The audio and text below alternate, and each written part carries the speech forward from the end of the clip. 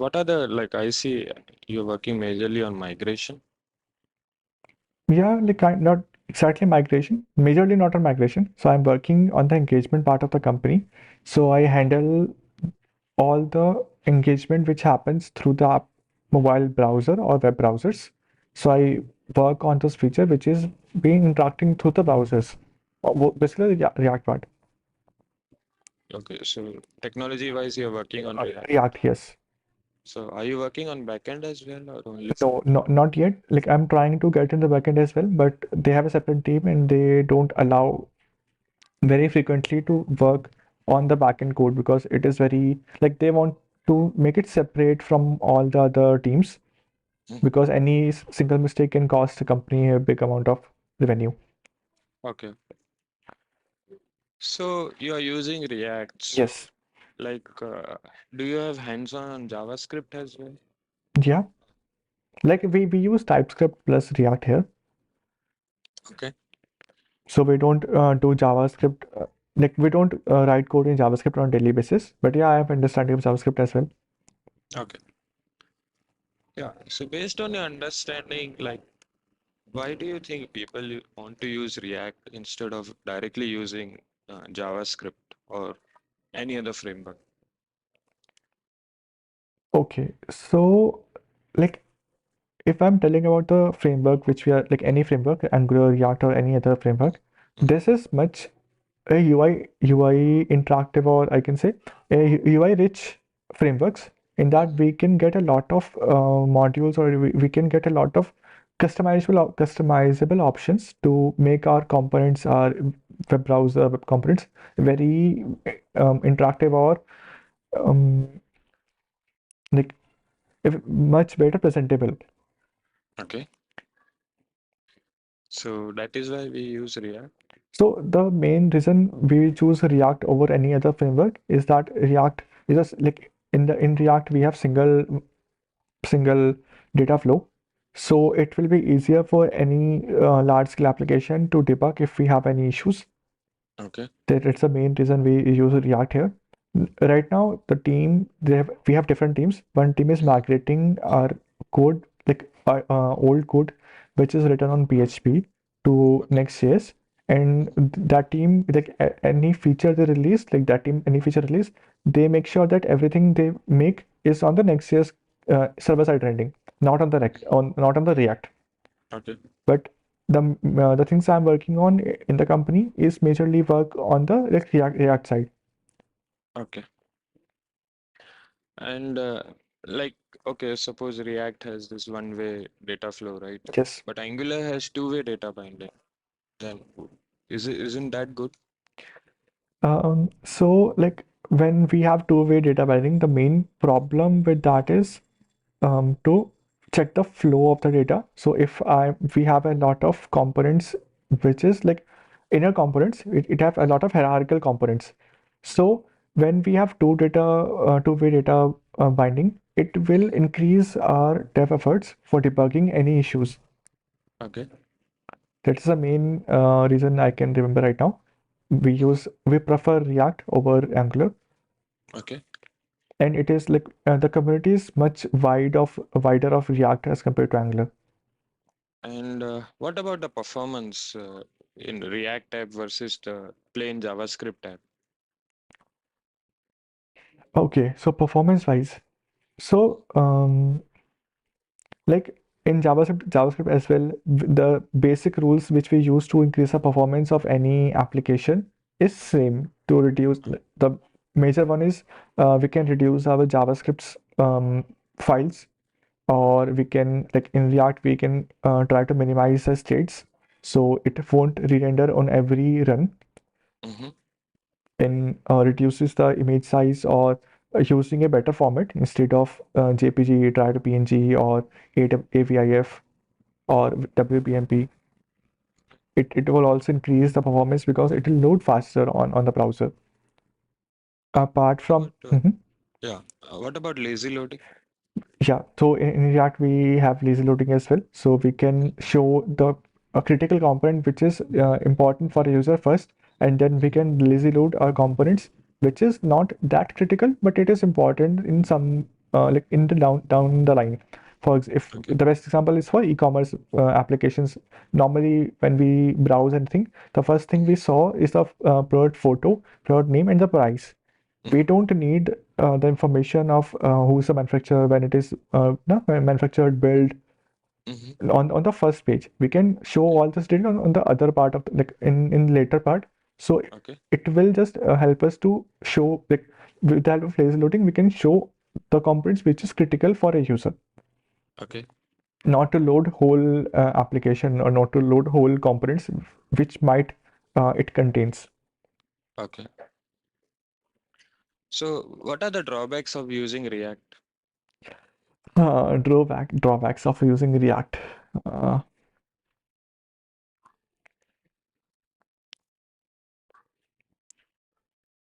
Okay, so the main drawbacks which I can state with React is the states are the main drawbacks, like not states, the rendering of states.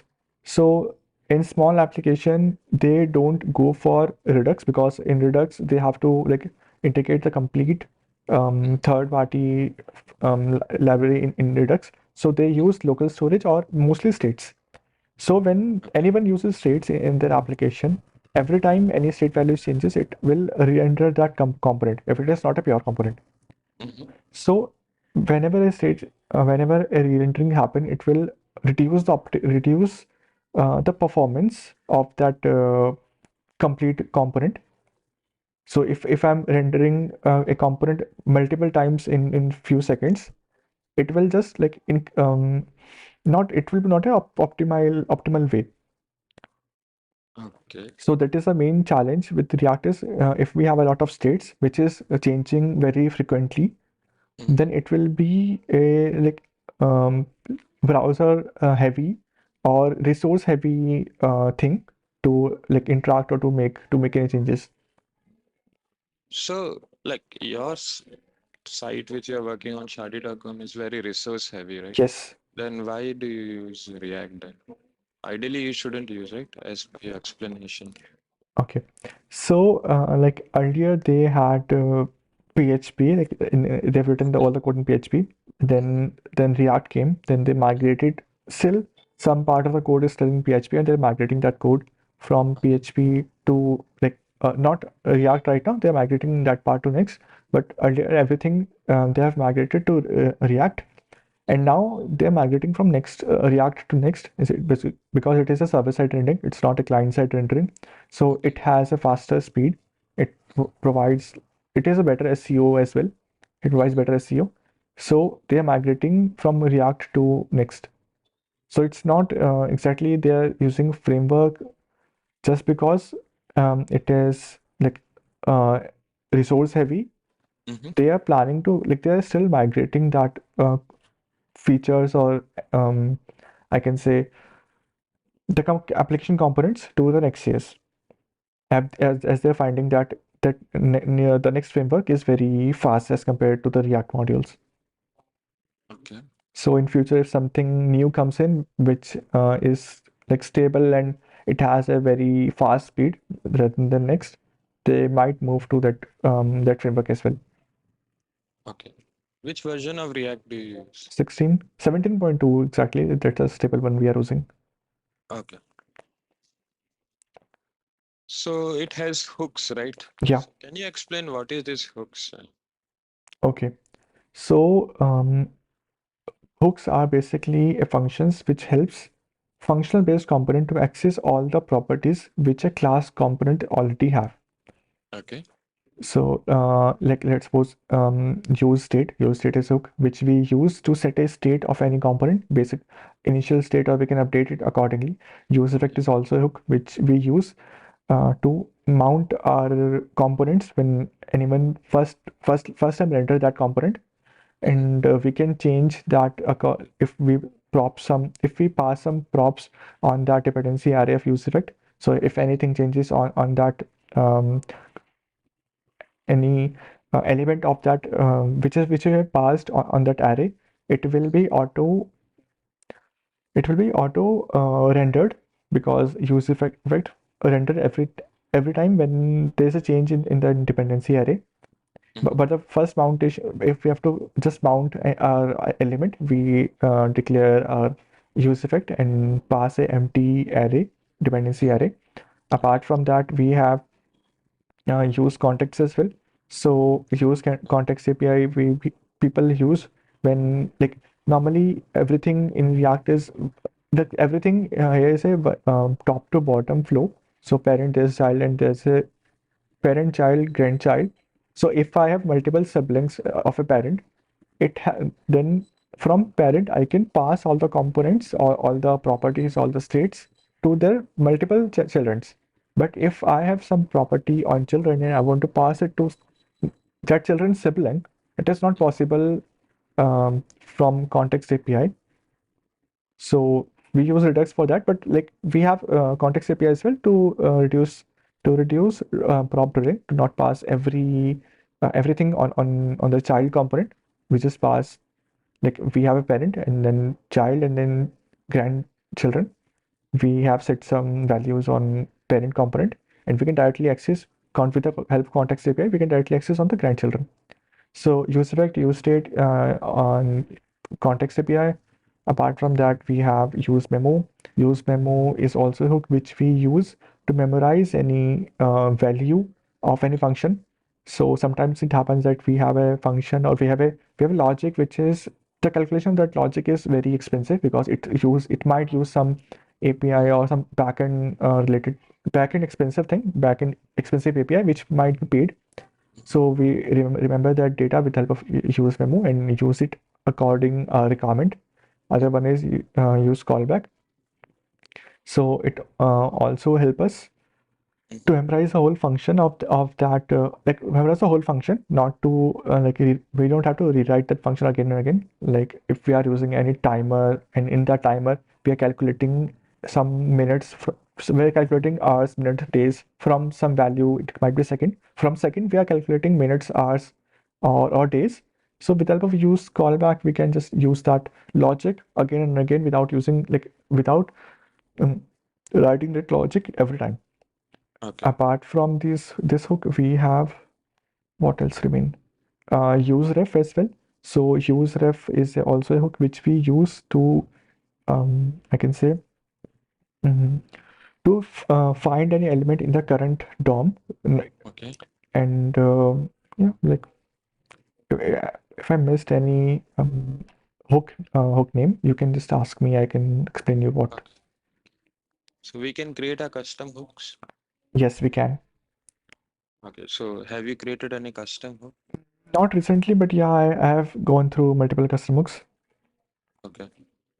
So which one would you think, like any scenario you faced where you thought, okay, custom hook would more sense?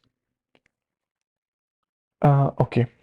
So in my current, I was doing a story in my current company, and in that we have to get some information from user in a format of forms and drop downs, and then in the later part of while we are doing that story, we got the requirement from the business that we might use this form in multiple components, not only this single one, Mhm. and it has like yeah, they were trying to get that component in the multiple tabs or multiple pages. So we have created a simple custom hook for that form that we can use that uh, hook whenever we need to access the same amount of form information. Okay. Apart from Yeah. that, when we were using we were creating a swipe functionality in Mhm. that as well. For we have created a custom hook in that like if I pass a component in that hook, it will be moved from like left to right or right to left for swiping functionality that is. Okay. Got it. So we talked about React, but we didn't talk about the virtual DOM, right? So can you Okay, explain me that? sure. So virtual DOM is a concept which we use in React. It is like whenever any state changes, it re-enter the component, and the rendering process is heavily resourced. It takes a lot of resources, And if we change a lot of states very frequently, it will be very hectic for a user to see that a component is rendering, or it is like we have we might have some loader while we are entering the component. So that user might face a UI problem, or might face not a better. Okay, so that user might not like that rendering a lot. So virtual DOM is a rescue. It is like a blueprint of the current DOM which we are using. So changing in virtual DOM is very easy. It doesn't use all the resource. It doesn't use the resources which we have in the browsers. It's just a copy of our virtual DOM, of our current DOM. And whenever we change any state, it will update on that virtual DOM, and then it will compare that user has changed some state. He has clicked some button, or made some changes on some state. That change state is updated on the virtual DOM, and now that virtual DOM, they come like there's a process called reconciliation. In that, React compares that virtual DOM and the actual DOM. That if they both have the same states, it doesn't have any changes, it won't render that component. But if there is some changes on some specific component on the virtual DOM and the actual DOM, Mhm. then it will update that component on the actual DOM. So it doesn't Okay. update the whole component, it just updates the component which has been updated with the help of virtual DOM. Okay. This whole So, process is called reconciliation. okay, so this reconciliation thing, don't you think it should take more time because it is comparing? Suppose you have a very complex application, Yeah. lot of UI is there, lot of state changes are happening. You click one checkbox, something happened in it. So your React has to find out which thing to update, but it will keep on comparing from top to bottom, right? Okay, what change, like based on that it will re-render, right? Yeah. So don't you think this comparing on each update will take more time than directly updating? Okay. So it will take time if we don't use the virtual DOM, because in virtual DOM we are not using the actual resources. The JavaScript engine of the browser that we use for like it created virtual DOM, and that is very fast, and it updates very fast as compared to use some resources. So or resources on the browser. So updation on the virtual DOM is very easy, and it doesn't take any resources. So updation on the virtual DOM and then comparing it and updating on the actual DOM is way faster than to re-enter the complete component on the React page. Okay. Because when we rendering the component on a React, on a web page, it will take resources. It might refresh the images. It might refresh all the APIs which we have already hit if we are refreshing a component. So it will take more time as compared if you are using virtual DOM. What about immutability then? Compatibility. Not sure about this. Like, what is the reference you want to? What was you asking immutability? So I asked the question like why virtual DOM is Mhm, faster? mhm. So it is in object that is fine, but still if you have 1,000 objects, the complexity will be more. Yeah. And so it will still be slower, right? At some point, it will still be slower while comparing, right? So that is where that immutability concept comes in. So it just React doesn't compare each one. It just compare the object references because these are just the nodes, right? Yeah. So that's why it's faster. Okay. So let's, can you write one line like maybe var str equals to abc, string abc? Yeah. And now console.log str0. str0. You want Yeah, something yeah, like this. yeah. So what would it print? So we are printing the zeroth index of that str. It will print a. It will print it. Yeah. Okay. So come to the next line. Can you do str of zero, str of zero? equals to x, string x. Yeah, and now again log str 0, what it will log.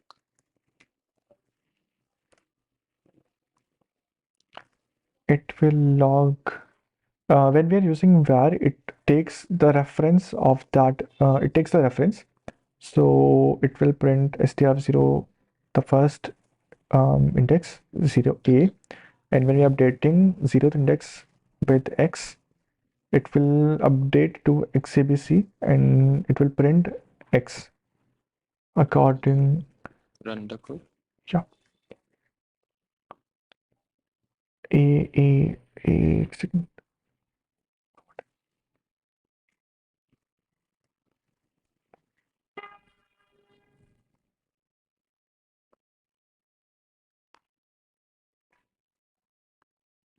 So why did it print a in fourth line? You changed in the third line, right? Yes, but var is a loosely bounded prototype. So when we update anything on under var, it updates on a global level. Okay. So if we use const, will it fix it? Let a const. So if I use const and then update it, Hmm? Or let.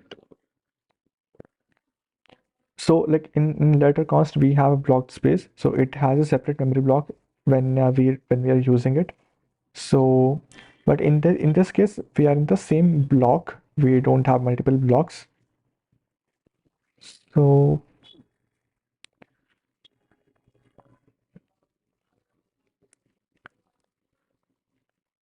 if I use let here, but just let me think why var doesn't update to a. Var a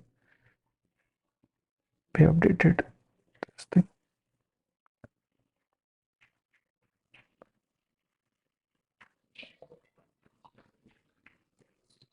Yeah, so basically it won't change as string is immutable, right? So ABC means it will remain ABC, right? So whenever you update, it creates a new A string. new string. Yeah. But if you do the same thing for object or array, it will work. It will update. Yeah. Yeah. Yeah. Okay. Okay. Okay. Yeah. Yes.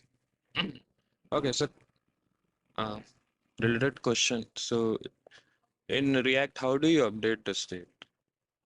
Like what do you use to update the state? Set state. Like Set state. yeah. Okay.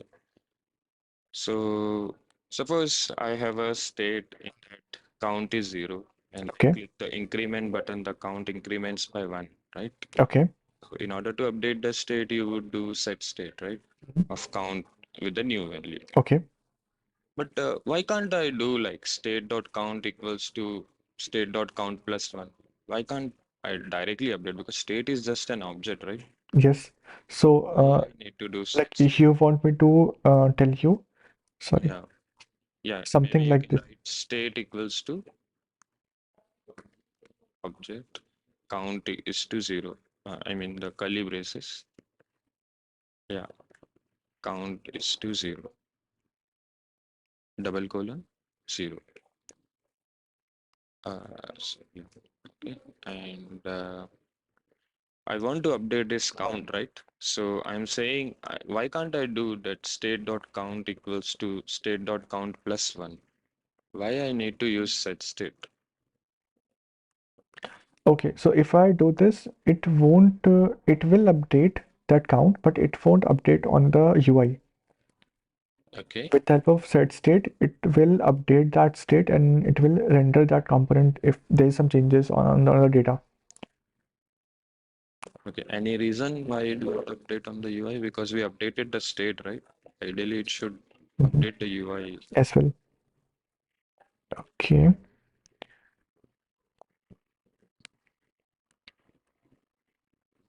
So if we have to update a state without using set state, Mhm.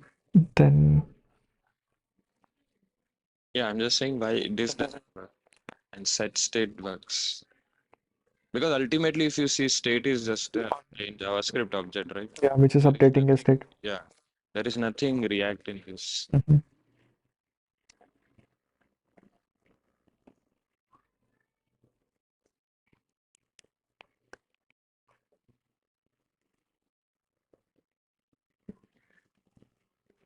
It will fetch that count value 0, then update to 1. Yeah, But you are doing this on every click, right? yeah, that handler is same. Same. And instead of calling set state, I want to Okay. do this.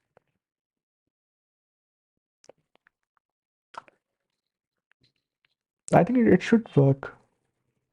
I haven't tried. Maybe set state. Why we use that state if it is working? Yeah, if this works, then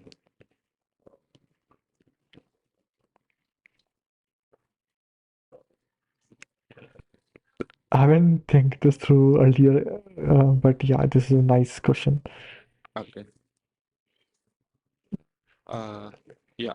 So what are the different types of components we can create in React? Didn't get the question. Different type of components, like how? Yeah, so functional Okay, components, functional simple class-based components. component. Yeah. So how do you decide which component type to use? So, like in my organization, they have stricter us that we have to use only functional type of component. Earlier, Okay. everything was on the class-based, but now we are strictly using functional-based. What are the differences between? Okay, so there are not a lot of differences in class and functional-based. Mm-hmm. The major one is like in class-based, we don't have to like use external hooks. They have already inbuilt functions for rendering, component date Okay. bound, no, or component date bound, or should component update. A lot of different lifecycle method. But in functional based, we have to use hooks if we have to update anything on the component. Mm-hmm.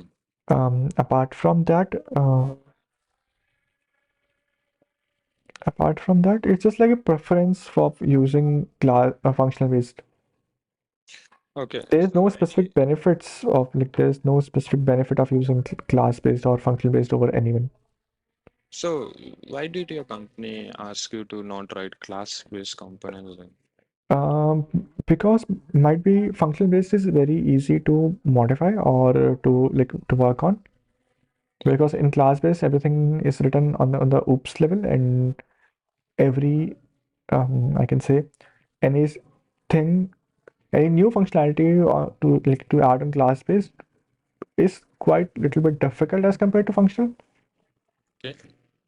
Like if we have to create a state, so we have to first create a state, then bind it, and then use that and update that in class based. But in Okay. functional, we can directly make with the help of use state, and we can directly update it. Okay. So your React component is there, which makes some API call Mhm. and shows the data on the Okay. UI. So in like where will you place this API call in your component? Inside the use effect, if it is placing that call whenever I land on that page, So where will you place? in the use effect component, Use? use effect component, Use effect. yeah, with the empty array. So it will like on the first time when a user enter that page, that will API call like hit, and we'll get a response. So what if user clicks on some button and we again want to call that? The component is already mounted. Now we want to refetch the data, suppose. So So we can okay. So the one way to do this is where for this there might be some like the way you're saying there is a button in that if a user clicks it, it will refresh the data. So on that button click, we can update some state and mhm, use that state as a um, value in dependency array of use effect. So whenever a value is changing on that button click, it will refetch like it will re-enter that use effect component and refresh the data. okay. If we are not using hooks, then how would have done in class space? Like in class space as well, we have to use. Suppose you're not using any hooks, Okay, then how would you have done? in functional or in class. Like in class, we have all the lifecycle methods, so we don't have to use. We're not using class lifecycle methods. Yeah, so which lifecycle method would you use to make the API call? Which lifecycle method would I use? It would be mm, get derived state from props, static get derived state from. I'll use component did mount. Component did mount? Yeah, Okay. because in that we check that component is mounted or not. Okay. So in component did mount, I'll place that API call. Okay.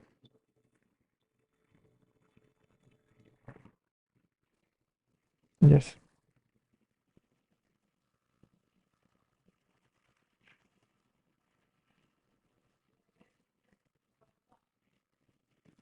Okay. So coming to the next one. So how do you do analytics in your application? To track the number of Yeah. to tracking information. So they use Snowplow in my company. So we send some I can say tracking information on API. It will log on the database and they'll use that logging values to track that if a user opens that tab or if a user try to open a payment page but it hasn't made the payment. So we use tracking information on the Snowplow to get all the new projects which we release. So coming to this, right? So can you explain me this prototype in JavaScript? Prototype in JavaScript. Yeah. Okay. So prototype is a way in that we can access someone else function property in my component, my object. So if I have an object in that there's a function written, Mhm. then I can use that function in my other object. I don't have to rewrite that function again and again. So if I have a function written on an object A, then I Mhm. can use that function from object A to other objects by like using that values. If that function is using one or two values or multiple arguments, then I can pass that argument with the help of prototype, and then I can use that function of the first object into multiple objects. So like why do we need prototype for this? I can use call or apply, right? Right? To call the function in my new object context. If I just want to borrow the function, Number. why do we need prototype? I can use the call or apply and still call the other object function using my current object context. Okay. So, like, why we use prototype when we have Yeah, apply or call apply? the scenario which you mentioned, function reuse. Mhm. So that can be achieved using call or Call and apply, right? apply. So instead of like apart from borrowing, what else prototype do which call and apply doesn't have?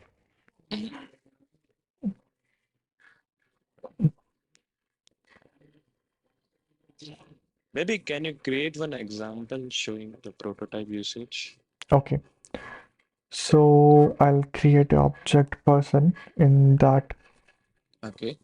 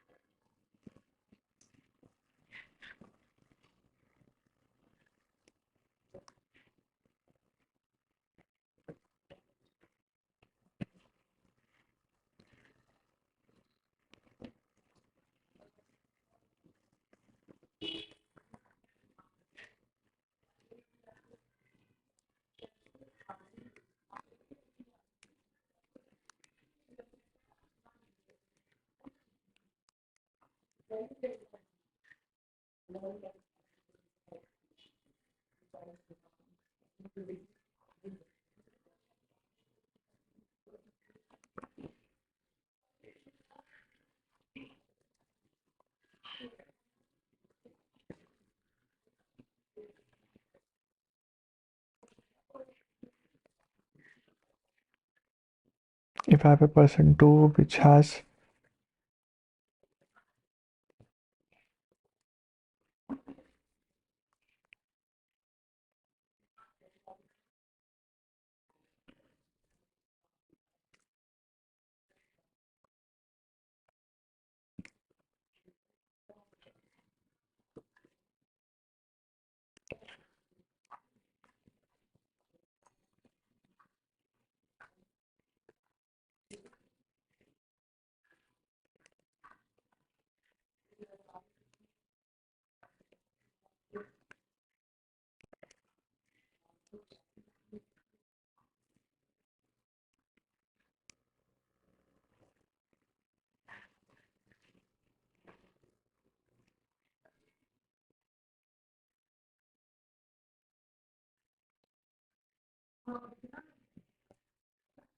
object name, first object, passing other object.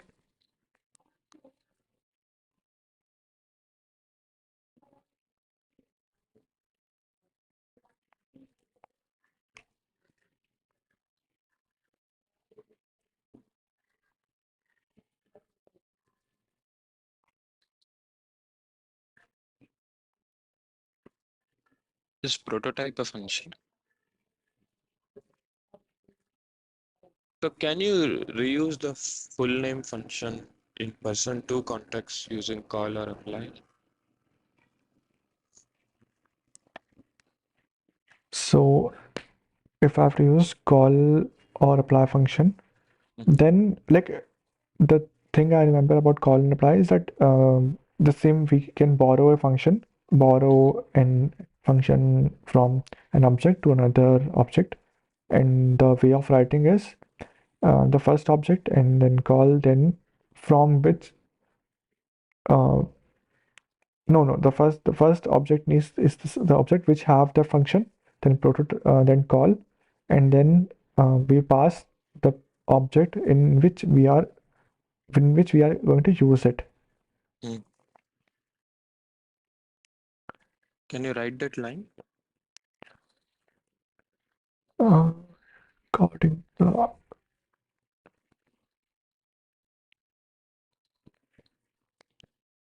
but it will also say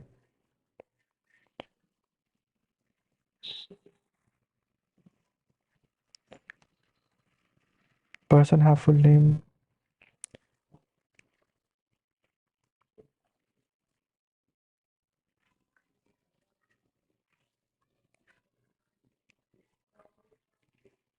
Call is not a function.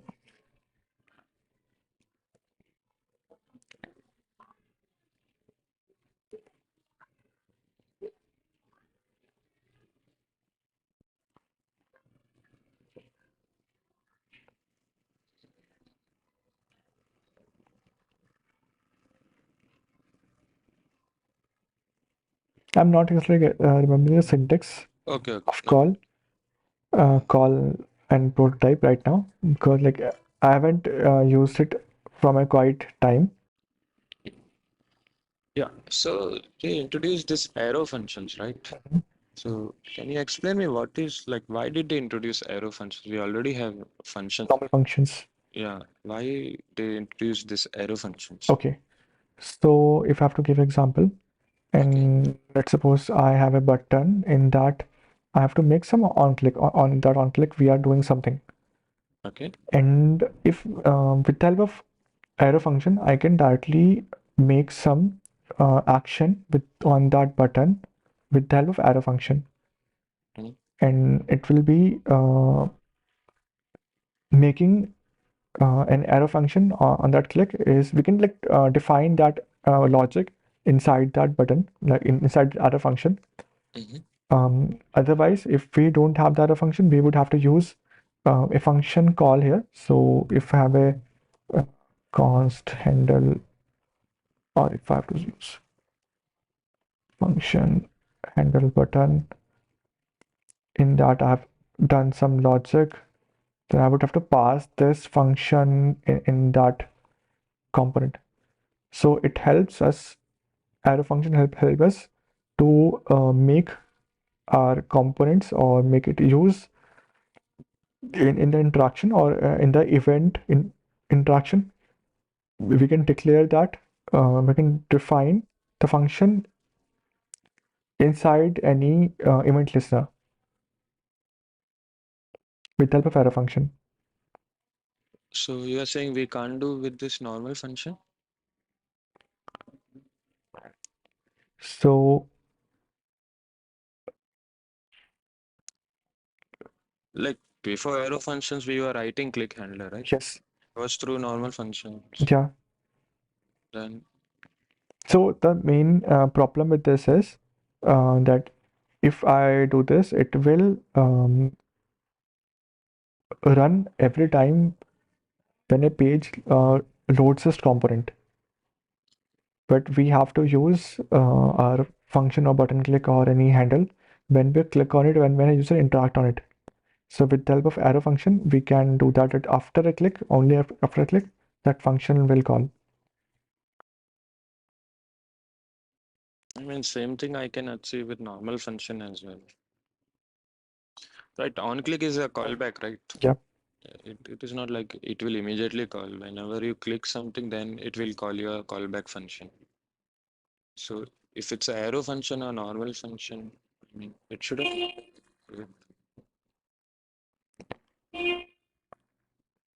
Okay. Yeah.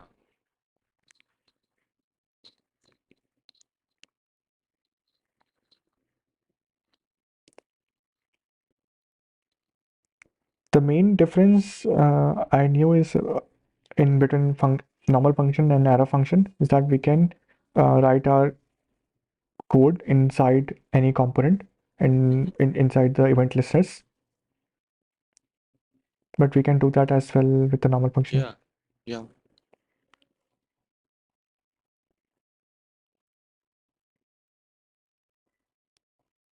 So in your normal code, do you use only arrow function or you use Okay, normal so functions? in arrow function we can make anonymous functions as well.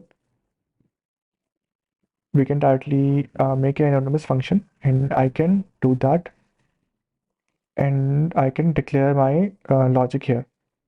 But if I have to use a normal handler instead of arrow function, I have to declare a function name. Can I not do inline function using the normal function? Inline function will also work, but anonymous function won't work here. So I cannot create anonymous function using Inside, old syntax. you can create, but not inside of an event listener. So why do you want to create anonymous function? Anonymous functions are bad, right? Because in your log they don't show up So any. where we have Yeah. Then not just why would interaction you want to like? Why would they encourage creating anonymous functions? for the security concern, maybe to Security. Then how will you debug it? yeah, Suppose some click handler is not working and it is throwing error, but you yeah. don't know which function is it, where exactly it is blowing off.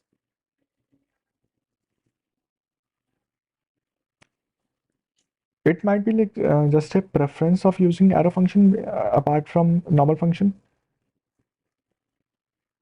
because we use both normal function and arrow function as well. So when we are making some event, when we make some changes on the events, we use arrow functions. Otherwise, we use handles when we have to make some callback operations. Mhm. Then we use like normal function, which is written in some part of the code, and we're using that as a callback, and we are using that. Okay.